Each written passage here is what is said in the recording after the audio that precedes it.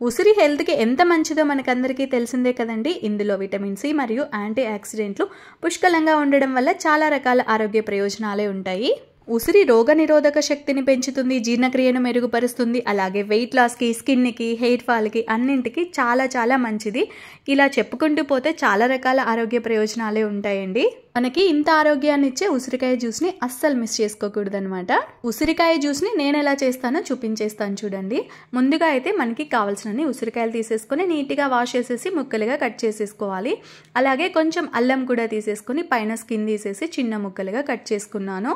నేను 6 ఉసిరికాయలు 1 ఇంచు వరకు అల్లం ముక్క తీసుకున్నాను. వీటితో పాటు పుదీనా, కరివేపాకు కూడా కొంచెం తీసేసుకొని నీట్గా వాష్ చేసి పెట్టేసుకున్నాను.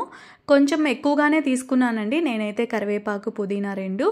వీటన్నింటినీ ఒక బ్లెండర్లోకి వేసేసుకొని తగినన్ని వాటర్ వేసేసుకొని స్మూత్గా బ్లెండ్ చేసేసుకోవాలన్నమాట. ఈ జ్యూస్ అయితే ఎప్పుడు ఇలానే చేయను. ఒక్కొక్కసారి పుదీనా లేకుండా ఓన్లీ కరివేపాకుతో కూడా చేస్తూ ఉంటాను. ఉసిరికాయ, అల్లము, కరివేపాకు ఈ 3 వేసి కూడా చేస్తూ ఉంటాను. ఒక్కొక్కసారి ఒక్కొక్కలా అయితే చేస్తూ ఉంటానన్నమాట. మాకు చాలా ఇష్టం అండి ఉసిరికాయ జ్యూస్ అంటే. ఎప్పుడెప్పుడు ఉసిరికాయల సీజన్ వస్తుందా అని వెయిట్ చేస్తూ ఉంటాము. బ్లెండ్ చేసుకున్న తర్వాత నీట్గా ఫిల్టర్ చేసేసుకోవాలి. ఫిల్టర్ చేయడం వీడియోలో చూపించలేదండి, వీడియో లెంత్ ఎక్కువ అయిపోతుందని చెప్పి. ఫిల్టర్ చేసుకున్న ఉసిరి రసంలో కొంచెం లెమన్, తగినంత హనీ వేసేసుకుంటే సరిపోతుందండి. బాగా మిక్స్ చేసేసుకోవాలి. ఇందులో ఇంకా కావాలి అంటే కొంచెం సాల్ట్, కొంచెం జీలకర్ర పొడి కూడా వేసుకోవచ్చండి. నేనైతే ఇక్కడ జీలకర్ర పొడి వేయలేదు, అప్పుడప్పుడు జీలకర్ర పొడి కూడా కొంచెం వేస్తూ ఉంటాను.